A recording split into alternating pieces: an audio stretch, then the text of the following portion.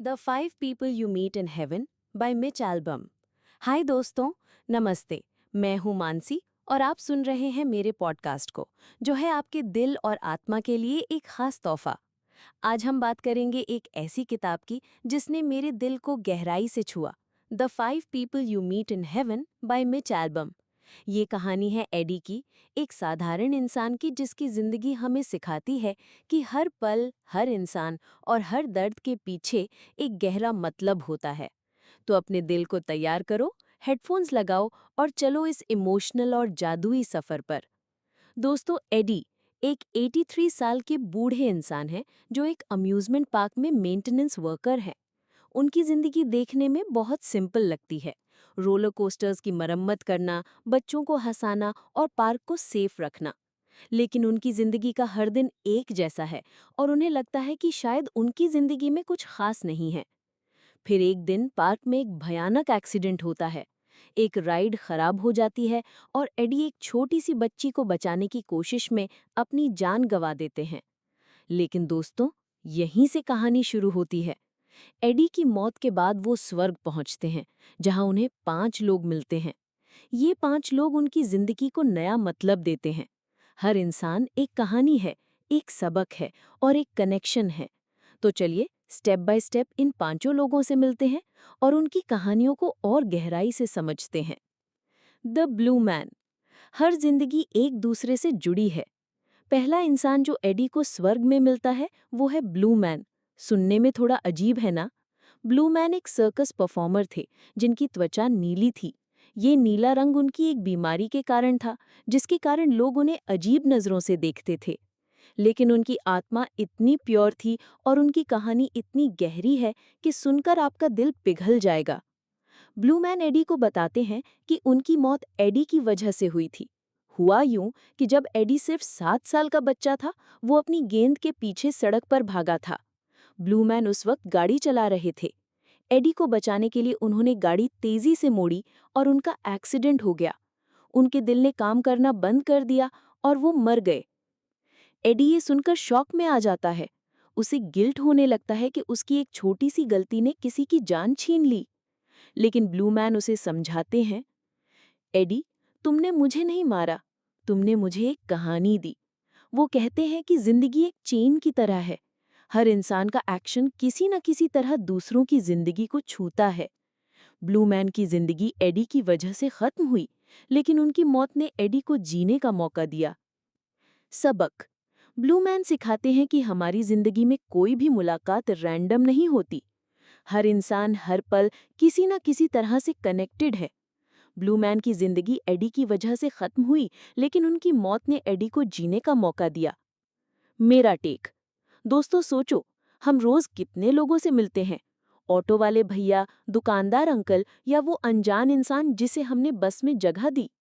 हमारा एक छोटा सा एक्शन उनकी जिंदगी को छू सकता है। तो आज से थोड़ा और प्यार, थोड़ा और ध्यान, हर किसी के लिए। अगला इंसान है द कैप्टन, एडी का वॉर टाइम कमांडर। एडी एक सैनिक था और युद्ध के दौरान उसने अपने कैप्टन के साथ कई खतरनाक मिशंस में हिस्सा लिया था।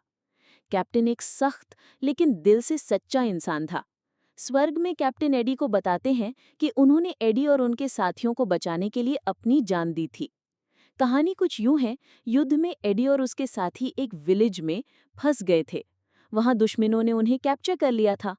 कैप्टन ने एक प्लान बनाया और अपने साथियों को आज़ाद करवाया।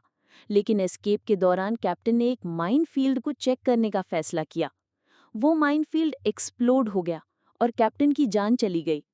लेकिन एडी को एक और सच पता चलता है। उस एक्सप्लोजन की वजह से एडी का पैर घायल हो गया था।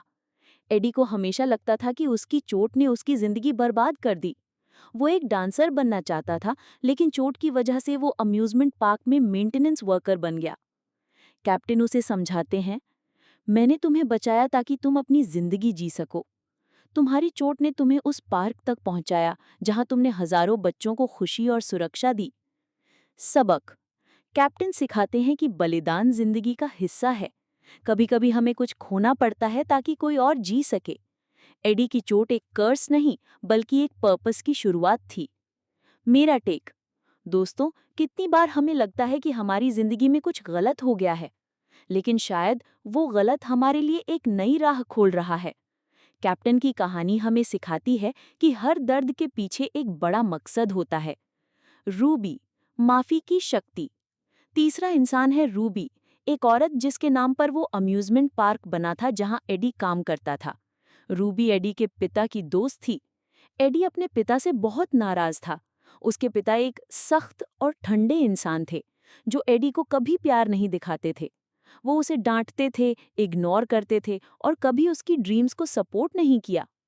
एडी को लगता था कि उसके पिता ने उसे कभी समझा नहीं। स्वर्ग में रूबी एडी को उसके पिता की जिंदगी का दूसरा पहलू दिखाती है। वो बताती है कि एडी का पिता एक पुअर इंसान था जिसने अपने परिवार को बचाने के लिए बहुत मेहनत की। वो दिन रात काम करता था ताकि एडी और उसकी माँ को खाना मिल सके।